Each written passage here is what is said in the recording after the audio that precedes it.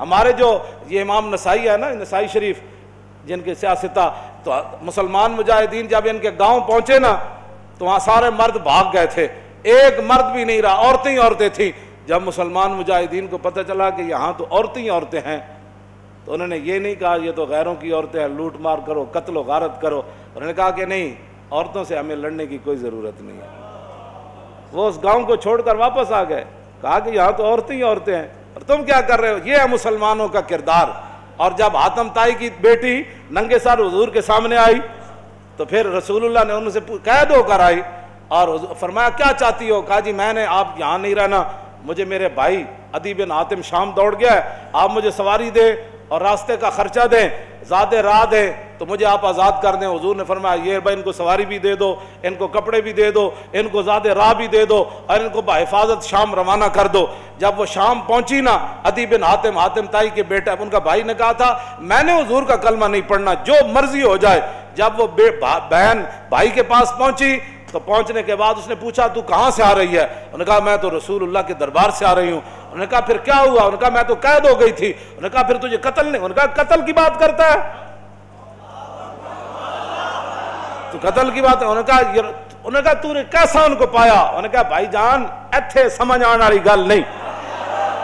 انہوں نے کہا میں تے نہیں مننا۔ انہوں نے کہا جلا ہویا ایک بار جا تے صحیح، تو ویکھ تے صحیح، تو آیا نہ درتے کیوں بد نصیبہ، ہزارہ رنگاں وچ رنگیں دے محمد۔ بہن دے کہن ہوتے عدی بن حاتم کہنے میں تو تیز سواری رکھی ہوئی سی، میں تو نس آیا، میں حضور دا کلمہ نہیں پڑھنا۔ بہن کہنے لگی ایک باری جا تے صحیح، اے دسن والی گل کوئی نہیں، ایک باری تو جا کے چہرہ انور ویکھ تے صحیح، خلق عظیم ویکھ تے صحیح، انہاں دی اخلاق تے عادات ویکھ تے صحیح۔ جلیا وہ کہندے نے میں اتھوں نسدا آیا، نسدیاں پھر میں جدو آیا تو میں نے پتہ چلیا حضور مسجد نبوی شریف تشریف فرماون۔ کہندے میں جدو جا کے حاضر ہویا تو حضور اٹھ کھڑے ہوئے میرے واسطے۔ انہاں مولویاں پیراں خود اخلاق کی وجہ پیش کیتے، میں تو انہوں یہ سچی گل کر رہا ہوں۔ ارے نہ چونکہ خود نہیں اس راستے تے چلنا سی تے چونکہ ایسے تھے تو پھر چونکہ ایسے تھا تو پھر کیوں جی؟ اور جڑی عورت رو رہی سی اپنے عزیز دی قبر ہوتے، حضور قریب تو گزرے تو فرمایا اسبری، انہوں نہیں سی پتہ رسول اللہ فرما رہے ہیں، انہیں سر رکھے ہوا، غم چیز ہی ایسی ہوندی، اسے واسطے حضور نے فرمایا میرا امتی پناہ منگے، غم بندے نو تباہ کر کے رکھ دیندا۔ انہیں کہا مینو کہنے والے اسبری، جے تینوں یہ مصیبت پہنچی ہوندی تو مینو نہ کہندا ہے گا۔ میرے آقا نے یہ سنی گل تو حضور چل پے، اس عورت نو کوئی گل نہیں فرمائی۔ اس سے یہ بھی پتہ چلتا ہے کہ جب آدمی اگلا اس حالت میں ہو تو اس کو تبلیغ نہیں کرنی چاہیے، بس جو بات کر دی وہ کر دی، بات ختم ہو گئی۔ زبردستی کسی نو ڈھا کے منانا ہے، لبیک دا نعرہ جنوں سمجھ نہیں آیا ہن تسی انہوں ڈھا کے کی منانا ہے؟ اور میں نے یہ دسو جیڑا اے نہیں کہندا حضور میں بھی لبیک کا اتنا ہی مانا ہے، حضور میں بھی حاضر، میرے بچے بھی حاضر، میرا مال بھی حاضر، میری عزت بھی حاضر اور میرے ماں باپ بھی آپ کے لیے حاضر، اس سے زیادہ لبیک کا کوئی معنی نہیں ہے۔ اور تاجدار ختم نبوت کے نعرے کا اس سے زیادہ کوئی معنی نہیں کہ ساری دنیا تہ و بالا ہو جائے لیکن حضور کی ختم نبوت پر پیرا ہر صورت میں ہوگا، بس اس سے زیادہ تاجدار ختم نبوت کا ہاں جی، اس سے زیادہ لوگ ان کو سیاسی نعرہ بنائے پھرتے ہیں، پیڑا اور تے پھکیاں اور امت اس نعرے پر کھڑی ہو گئی اور وہ نیچے اختلافات تھے امت ان کو بلا گئی، انہوں نے کہا بس بھائی لبیک۔ مسجد نبی شریف میں عرب بھی کہتے ہیں لبیک یا رسول، ہم عربی ہیں لیکن یہ نعرہ تو ہاں جی مصری بھی کہتے ہیں لبیک یا رسول، پورا عالم اسلام نہیں پوری دنیا کہہ رہی ہے اس وقت لبیک یا رسول اللہ، ہاں لبیک یا رسول اللہ۔ تو اس سے بڑا اللہ کا کیا کرم ہو سکتا ہے کہ امت اختلافات کو بھلا کر حضور کی غلامی کے لیے جمع ہو گئی۔ اور اقبال کہتا تھا، میں کہتا تھا اقبال کی یہ خواب کب پورا ہوگا کہ اقبال کہتا تھا زان کے ملت را حیات از عشق اوست اور برگ و ساز کائنات از عشق اوست۔ اقبال کہتا تھا کہ ملت کی حیات، ملت کی ترقی، ملت کا عروج اور پوری دنیا پر اسلام کے غلبے کی ایک ہی وجہ ہے کہ امت حضور سے پیار کرے، حضور سے عشق کرے۔ تو میں کہتا یہ کیسے ہوگا، لیکن رب ہے جو چاہے کرے۔ یہ نہیں پتا تھا کہ ممتاز قادری نے جو تختہ دار پر لبیک کہا تھا اس نعرے کی برکت سے پوری امت ایسے کھڑی ہو جائے گی۔ ہاں جی، بات اتنی ہے کہ او عورت نے حضور نال گل کی تھی کہ مجھے بہت مصیبت پہنچی ہے، اس کو تو پتہ نہیں تھا یہ رسول اللہ ہے. اور غم کتنی عجیب چیز ہے کہ وہ حضور کی آواز کو بھی نہ پہچان سکا. اللہم انی اعوذ بک من الغم والحزن، حضور کی اپنی دعائے مبارکہ ہے کہ میرا امتی کہے میں پناہ مانگتا ہوں غم اور حزن سے. ہاں جی، یہ بڑی ڈاڈی شاید ہے. اب میں جو بات اگلی کرنے لگا ہوں، بعد میں جب صحابہ آئے تو انہوں نے کہا آپ کو پتہ ہے جنہوں نے آپ کہا تھا اصبری صبر کرو وہ کون تھے؟ کہا نہیں. انہوں نے کہا وہ تو خود رسول اللہ تھے. وہ میں نے حضور کو یہ جواب دیا ہے. وہ کہتی ہے میں پھر گئی جلدی جلدی حضور کے دربار پر. میں جو بات کرنے لگا ہوں وہ یہ ہے، وہ کہتی ہے جب میں حضور کے دروازے پر پہنچی تو میں نے کوئی وہاں چوکیدار نہیں پایا. 50 گارڈ اگے تے 50 پیچھے.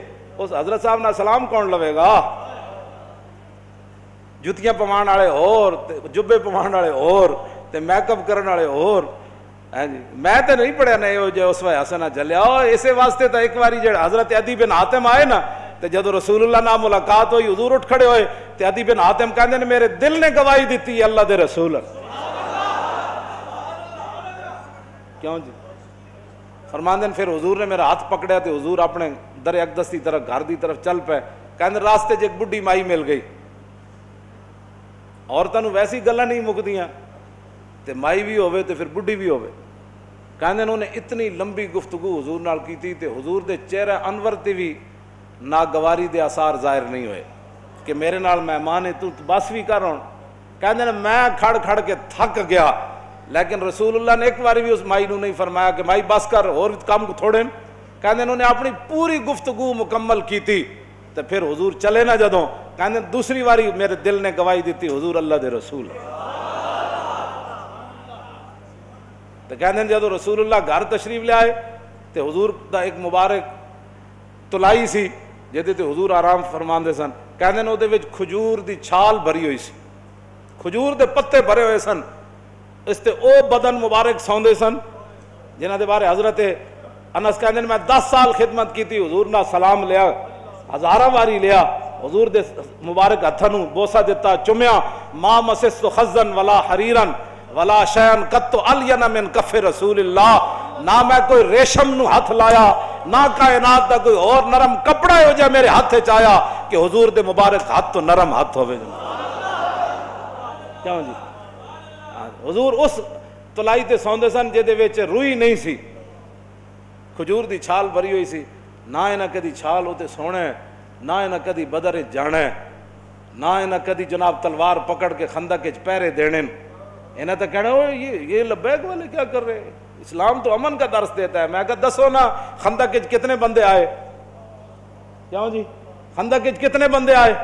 یہ دسو نا قوم لوگوں نو اذا جاءتکم جنود فارسلنا علیہم ریحا وجنودا لم تروا وکان اللہ بما تعملون بصیرا اذ جاءوکم من فوقکم ومن اسفل منکم وزاغت الابصار وبلغت القلوب الحناجر وتظنون باللہ الظنون هنالک ابتلی المؤمنون وزلزلوا زلزالا شدیدا واذ یقول المنافقون والذین فی قلوبہم ما وعدنا اللہ ورسولہ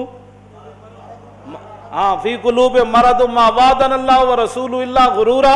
یہ تو منافق کا کام ہوتا ہے جب مشکل وقت او جی دیکھا گریک ٹاؤن ہو گیا اور میں کہا پھر کی ہویا. یہ تو منافق کا کام ہوتا ہے کہ جب مشکل حالات آئے تو کہ دیکھو جی جن کا دیکھو جی اللہ رسول دے ساڑے نہ ہاتھ میں ہاتھ کرنے دا معنی کر رہے ہیں، لفظی معنی تو نہیں نہ بنتا. اللہ رسول نے تو ان کا لفظی معنی کیا بنتا ہے کہ انہوں نے کیا اللہ رسول کی طرف نسبت کر دی کہ ہمیں تو دھوکے سے دو چار کر دیا گیا. ہاں جی ہمارے ساتھ یہ دیکھو کیا بن گیا کہ جناب ہمیں تو وہ کہتے تھے ہمیں تو پیشاب کرنے کا جو خوف ہے کہ پیشاب کرنے جائیں گے بندہ مار دے گا. تو کیسر و کسرا کب فتح ہوں گے؟ یہاں مدینے میں تو پیشاب کرنے کی سہولت نہیں رہی. 25,000 کا لشکر. منافق کا کام ہی یہ ہوتا ہے کہ وہ جب صحابہ ادھر جو ہے وہ کیا کارنامے سر انجام. اور منافق ان کا بھی رب نے قرآن میں بیان فرمایا کہ منافق کہنے لگے کہ ما وعدنا اللہ ورسولہ وَإِذْ قَالَتْ طَائِفَةٌ مِّنْهُمْ يَا أَهْلَ يَثْرِبَ لَا مُقَامَ لَكُمْ فَارْجِعُوا وَيَسْتَأْذِنُ فَرِيقٌ مِّنْهُمُ النَّبِيَّ يَقُولُونَ إِنَّ بُيُوتَنَا عَوْرَةٌ وَمَا هِيَ بِعَوْرَةٍ إِن يُرِيدُونَ إِلَّا فِرَارًا. کیوں جی یہ منظر بیان نہیں کیوں نہ چلو چلیے توبہ کرو. تھے تے حال ہی کوئی نہیں. 25,000 دا لشکر آ گیا. آج تے بچی کسی دی نہیں ہونی. کہنے لگے حضور گھر لگے پچھے گھر میں بندہ کوئی نہیں کی بڑھے گا. اللہ نے فرمایا میرے حبیب گھر تے کاشانہ اقدس جدو آپ گھروں چل کے آ گئے تے آپ دا پیچھے گھر کوئی نہیں. صدیق اکبر دا گھر کوئی نہیں, فاروق اعظم دا گھر کوئی نہیں, عثمان غنی دا گھر کوئی نہیں, حیدر کرار دا گھر کوئی نہیں, انہاں دے گھر وکھرے آ گئے. میرے حبیب گھر لگے ہون دا مسئلہ نہیں, یریدون الا فرارا, اے تے چھا میدان چھڑ کے نسن لگے. سانو جی ہمارا لبیک سے تعلق نہیں ہے, مشکل ٹائم جو آ گیا, ہاں جی مشکل ٹائم, ہمارا لبیک سے تعلق نہیں, یہی تو بات ہے. لیکن قرآن, اقبال کہتا اگر درس قرآن ہم نے بلایا ہوتا, یہ زمانہ نہ زمانے نے دکھایا ہوتا. یہ منافقت کے کام ہوتے ہیں مشکل کے وقت. انہیں دسے ہی نہیں کہ رسول اللہ غزوہ خندق دے موقع تے خود تلوار پکڑ کے کیویں کھڑے ہو.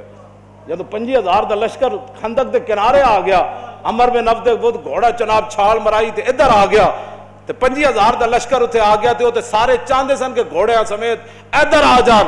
اس وقت میرے آقا و مولا پھر خود تلوار پکڑ کے کھڑے ہو گئے, اور حضور کو اللہ نے دبدبا کتنا دیا, کانہ و فرد فی جلالتہ فی عسکر حین تلقاہ وفی حشمی لہو ہمم لا منتہا لکبائرہا وہمتہ الصغری جل من الدہر. یہ دوسرا حضرت حسان کا شعر ہے, پہلا امام بوصیری کا شعر ہے. فرمایا اللہ نے ہمارے آقا و مولا کو ہیبت اور جلال اتنا عطا فرمایا کہ حضور تنہا بھی کھڑے ہوتے تو محسوس ہوتا کہ حضور کی پشت پر لاکھوں کا لشکر کھڑا ہے. ہاں جی, ہاں جی, توجہ,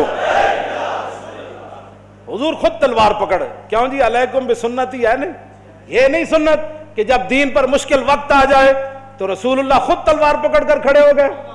کیا یہ ان کے لیے سنت نہیں تھی کہ جب حضور کی ختم نبوت پر مشکل وقت آیا, حملہ ہو گیا اور حضور کی عزت پر حملہ ہو گیا, تو کیا قوم کے رہنماؤں کی, مذہبی رہنماؤں کی, پیروں کی, فقیروں کی, مولویوں کی یہ ذمہ داری نہیں تھی کہ خود میدان میں ایسے نکل آتے؟ یہ ہے نا علیکم بسنتی و سنت الخلفاء. کیوں جی, الراشدین. اور سنت خلفاء کیا ہے؟ یہ تو حضور کا اپنا اس طریقہ مبارکہ ہے نا. سنت خلفاء کیا ہے کہ جب جنگ یمامہ میں مسلمہ آیا تو افضل الخلق بعد الرسل, آپ نے فرمایا بدری ہوئے یا غیر بدری ہوئے, بڑھا ہوئے یا جوان ہوئے, اکھاڑا صحابی ہوئے یا نابینا ہوئے, ہاتھ سلامت ہوون یا کٹے ہوئے ہوون, سارے یمامہ پہنچو. خلفاء دی بھی یہی سنت ہے. جب ختم نبوت دا مسئلہ آیا تو پھر سیدنا صدیق اکبر خود بھی تلوار پکڑ کے چل پے, لشکر تے روانہ کیتے نا, ہاں جی خود بھی چلن لگے. حضرت مولا کائنات علی مرتضیٰ نے روکیا, فرمایا ابو بکر جو آپ کو کچھ نقصان ہو گیا تو ہمارا کیا بنے گا. مزید ویڈیوز اور اپڈیٹس کے لیے یوٹیوب پر علامہ Khadim Hussain Rizvi official channel subscribe کریں اور بیل آئیکن پر بھی کلک کریں.